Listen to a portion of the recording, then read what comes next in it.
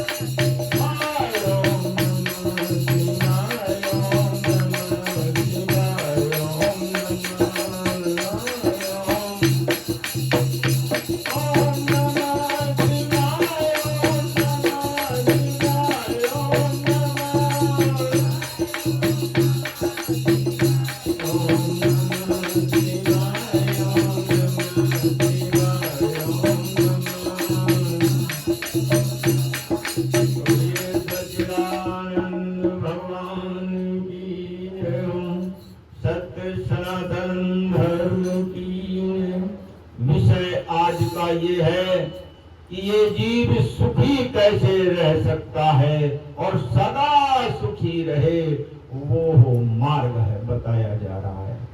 ये जीव हमेशा दुख से अलग रहे, वो मार्ग बताया जा रहा है। ध्यान से सुनो।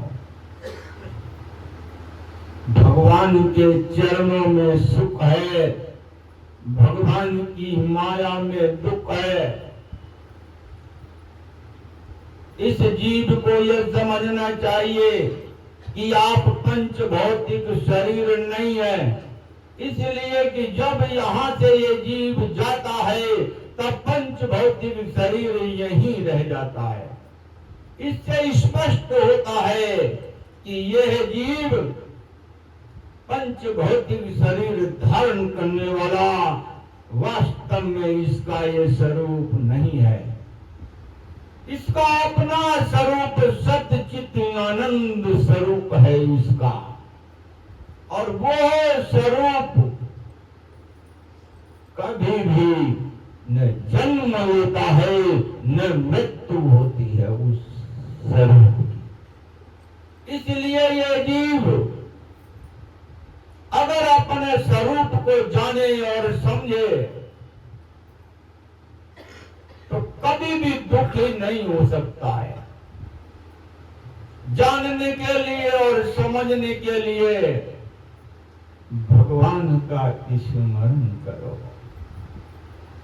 भगवान के नाम का जप करो, कीर्तन करो, सत्संग करो, और जीविका उपार्जन के कर्म, जो कर्म हमारे लिए निश्चित किया गया है, स्त्री का कर्म है घर की व्यवस्था को अच्छे से बनाना, और मनुष्य का कर्म है अच्छे से इस घर में धन संपत्ति आदि को लाना और सुरक्षित रखना इनका काम है, और लाना आपका काम है धर्म के मार्ग से।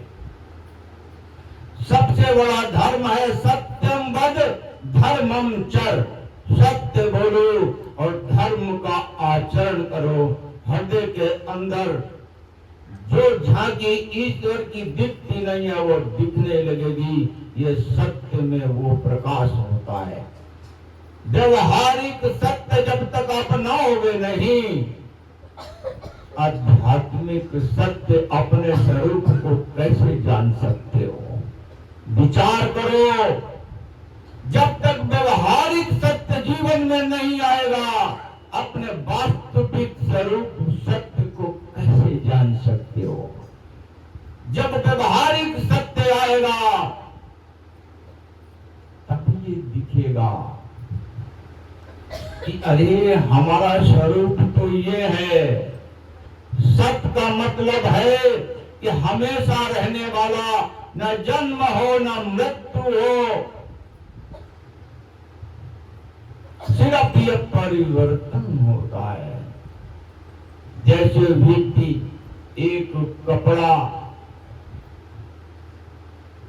पहना, फिर वो उतारा, दूसरा कपड़ा पहना, इसी प्रकार से इस मनुष्य के, इस जीव के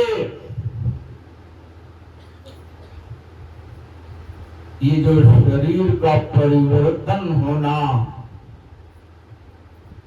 ये इसके लिए इसलिए होता है कि इसने संबंध माया से जोड़ा है। अगर ईश्वर से जोड़े तो ये सदा अपने स्वरूप में रहते हुए और भगवान में समा जाए, ये आवागमन का मार्ग बंद हो जाए।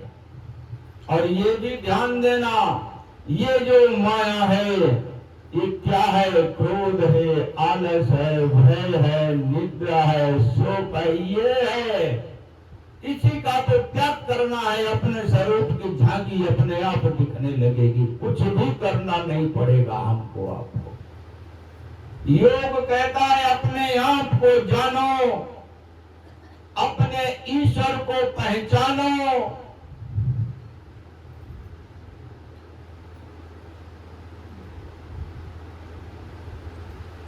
और वो कहाँ मिलेगा? मंदिर में। हाँ मिलेगा, क्योंकि मंदिर में जिनकी फोटो है, मूर्ति है, वही तो इन्होंने तो सनातन धर्म की नींव को रखा है। शुरू से ही इस धर्म को भगवान चलाते हैं। कभी कृष्ण बन के आएंगे, कभी राम बन के आएंगे, और कभी संत महात्मा बन के निरंतर इस धर्म को चलाते हैं। ये धर्म व्यक्ति विशेष नहीं है, ये ईश्वर का वचन है, ईश्वर की आज्ञा है। मंदिर में मिलेंगे भगवान, ये निश्चित है। लेकिन कब? जब मूर्तियों में अपने परम पिता परमेश्वर को देखो, चाहे सदगुरु की मूर्ति हो, चाहे माँ दुर्गा की मूर्ति हो, चाहे भगवान कृष्ण की मूर्ति हो, कोई भी मूर्ति हो, अपने परम ब्रह्म परमेश्वर, परम पिता परमेश्वर की झांकी जैसे ही आएगी, तुरंत प्रभु जी का प्रेम आपके हृदय में उबलने लगेगा। ऐसे ही सभी जीवों में जैसे ही ईश्वर का दर्शन होगा, ईश्वर प्रेम अपने आप आएगा, सारे भेद समाप्त हो जाएंगे। सिर्फ एक लक्ष्य, हनुमान जी से जब भगवान पहली बार मिले तो उन्होंने ये कही,